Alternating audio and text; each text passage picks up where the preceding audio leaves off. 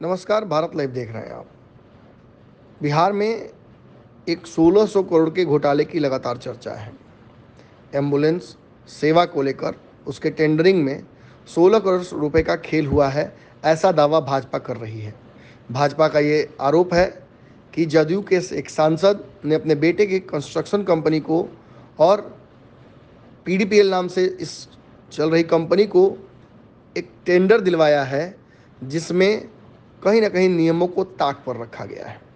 कई विवाद और कोर्ट के हस्तक्षेप के बावजूद जिस तरीके से बिहार सरकार ने नियमों में परिवर्तन करके जेडीयू सांसद चंदेश्वर प्रसाद चंद्रवंशी के बेटे को, उनकी कंपनी को ये टेंडर दिया, ये जानते हुए कि उनकी जो कंपनी है वो अपने दम पर उस टेंडर को कंप्लीट नहीं कर सकती है। कोर्ट के आदेश के बावजूद इस मामले को जिस तरीके से अवहेलना करके कोर्ट के और नियमों को ताक पर रखकर ये काम किया गया, इस पर अब भाजपा पूरी तरीके से एग्रेसिव हो गई है। भाजपा सांसद ने इस मामले को एक्सपोज करते हुए पूरे आंकड़े सहित नीतीश कुमार को घेरने की कोशिश की। ऐसी ही किसी परिस्थिति में एक मिट्टी घोटाला और मॉल घोटाला हुआ था, जिस पर नीतीश कुमार ने तेजस्वी से इस्तीफे की शर्त रख दी थी 2017 में। अब ये परिस्थितियां फिर से वापस बिहार में आ गई हैं। इस मुद्दे पर जहां भाजपा नीतीश कुमार पर चढ़ाई कर रही है, वहीं ये मामला चूंकि भाजपा और जदयू के गठबंधन के दौर का है, जिस वक्त बिहार में मंगल पांडे बिहार के स्वास्थ्य मंत्री हैं, इस वजह से राजद इस मामले पर भाजपा को घेरने में लगी हुई है। इस मामले की शुरुआत भी तब हुई थी जब राजद कोटे के विधायकों ने यह मामला सदन में उठाया था। निश्चित तौर पर अब भाजपा इसे एजेंडा बना रही है, लेकिन भाजपा ही नहीं, दरअसल बिहार में ऐसे और दल हैं जो इस मुद्दे पर नीतीश कुमार के साख पर बट्टा लगाने लगे हैं। उपेंद्र कुशवाहा की पार्टी आरएलजेडी की तरफ से उनके राष्ट्रीय प्रवक्ता नरेंद्र कुमार ने एक सिलसिलेवार हमला शुरू कर दिया है। उन्होंने सोशल मीडिया, फेसबुक, ट्विटर पर एक कैंपेन चलाते हुए नीतीश कुमार को और उनके करीबी को भ्रष्टाचारी बता दिया है। उन्होंने हमला किया है और ये कहा है कि चुनावी साल में पैसे इकट्ठे करने की कोशिश की जा रही है, किसी तरीके से नियमों को ताक पर रखकर चुनाव में पैसे का खेल करना हो, उसके लिए ये सारी तैयारियां की जा रही हैं। आप खुद सुनिए क्या कुछ कह रहे हैं नरेंद्र कुमार। नरेंद्र कुमार के बाद हम आपको एक और पार्टी का पक्ष भी सुनाएंगे। एक कहावत है, संगत से गुण आत है, संगत से गुण जात। इसका अर्थ यही है कि चारा घोटाले वाले के साथ अगर नीतीश कुमार जी सरकार चलाएंगे तो इस तरीके का जो भ्रष्टाचार है वो देखने को हम सबको मिलेगा ही मिलेगा। अब देखिए कि 1600 करोड़ का टेंडर जिसमें इमरजेंसी एम्बुलेंस की व्यवस्था होनी थी, वो जदयू के सांसद अपने ही बेटे को दिलवा देते हैं। इससे बड़ा भ्रष्टाचार क्या होगा? हम सबको कोई उम्मीद नहीं नीतीश कुमार से कि वो उनका इस्तीफा लेंगे या खुद इस्तीफा देंगे। वो इसका मौज ले रहे हैं और भ्रष्टाचारियों के साथ बैठ करके प्रधानमंत्री बनने की जो उनकी महत्वाकांक्षा है वो कभी पूरा नहीं होने वाली है।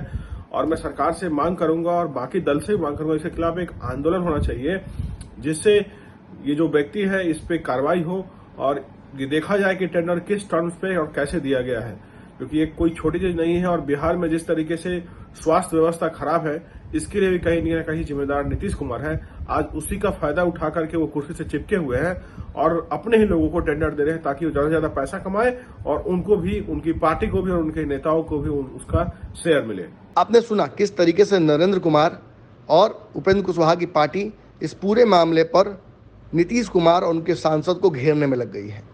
इतना ही नहीं, अब पशुपति पारस की पार्टी आरएलजेपी का बयान सुनिए। दरअसल आरएलजेपी की तरफ से देवयानी मित्रा, जो उनके राष्ट्रीय प्रवक्ता हैं, उन्होंने इस पूरे मामले को 2017 से जोड़ दिया है और कहा है कि तब तेजस्वी यादव का आपने इस्तीफा ले लिया था, आज अपने सांसद के इस्तीफे की बात क्यों नहीं करते हैं? आप बार बार कहते हैं कि लोगों को आप फंसाते और बचाते नहीं हैं, लेकिन इस मामले में साफ तौर पर समझ में आ रहा है कि आप निश्चित तौर पर किसी को बचाने की कोशिश कर रहे हैं। सुनिए क्या कुछ कह रही हैं देवयानी मित्रा। कर्मा पेज बैक हम लोग सुने थे, आज जो आप जैसी करनी वैसी भरनी, ये हम कहावत सिर्फ सुने नहीं थे, अभी हम देख भी पा रहे, जैसे करोगे वैसे भरोगे, कर्मा पेज बैक। और ये सारी चीज़ें अभी हमारे ऑनरेबल सीएम नीतीश कुमार जी के साथ हो रहा है। ऑनरेबल सर, मैं आपको इतना ही बताना चाहूँगी, 2017 में भी इसी चीज़ों में आप फंसे थे और उस वक्त आपने तेजस्वी प्रसाद यादव से इस्तीफ़ा मांगी थी। उसने इस्तीफ़ा नहीं देके सरकार गिरा दिया था। और इस बार तो ऐसा है कि आप ही के सांसद जो चंद्रेश्वर जी के ऊपर बहुत गंभीर आरोप है 1600 करोड़ का, और यहाँ पे टेंडर के साथ छेड़खानी करना, लॉ एंड ऑर्डर के साथ छेड़खानी करना, एम्बुलेंस सेवा के द्वारा करोड़ों रुपया घपला करना, साथ में और भी बहुत सारे संगीन आरोप है, क्योंकि एम्बुलेंस सेवा निःशुल्क होती है। और साथ साथ यहाँ पे ये भी सुनने को आ रहा है कि यहाँ पे दवाई जो एक्सपायरी डेट की दवाई भी सप्लाई की जा रही थी, और साथ साथ यहाँ पे गर्भवती महिला, पुरुष और बच्चों के हेल्थ का इश्यूज का भी मामला आपके तरफ से सामने आ रहा है। पीडीपीएल पहले सम्मान फाउंडेशन के साथ मिलके ये काम करते थे, फिर अचानक से पूरा टेंडर आप लोग को मिलने लग गया। कहने का मतलब बहुत सिंपल है, इस बार हमारे ऑनरेबल सीएम साहब क्या करेंगे, जैसे बहुत ही बेशर्मी के साथ, बेइज्जती के साथ एक्स सीएम जितेंद्र राम मांझी जी के पुत्र को रेजिग्नेशन देने बोला गया था, कई सेम चीज़ इस बार नीतीश कुमार जी क्या उनके अपने सांसद चंद्रेश्वर प्रसाद जी के साथ करेंगे।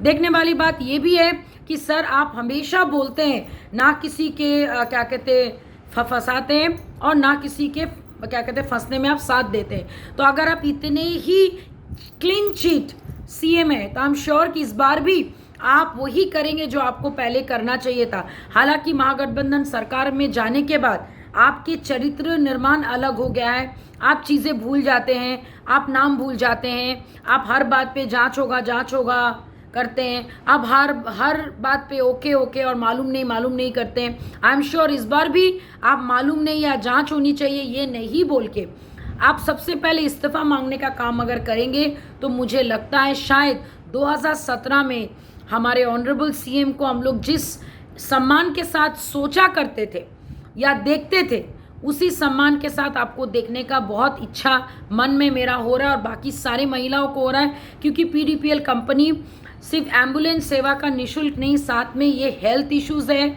इसमें हेल्थ रिलेटेड बहुत सारी और चीज़ें सामने आएंगी। और यहाँ पे गर्भवती महिला और बच्चों की भी बात है, क्योंकि सुनने में ये भी आ रहा है कि यहाँ पे एक्सपायरी डेट की दवाइयाँ भी बेची जा रही थी। तो ये कितना सच्चाई है, इस पे जांच के साथ साथ मैं तो बोलूँगी ऑनरेबल सीएम साहब इस बार तो आपको कोई स्टैंड लेना ही पड़ेगा। 1700 करोड़ का पुल, आप 1600 करोड़ का ये घोटाले में क्या जवाब तो आपको देना ही पड़ेगा।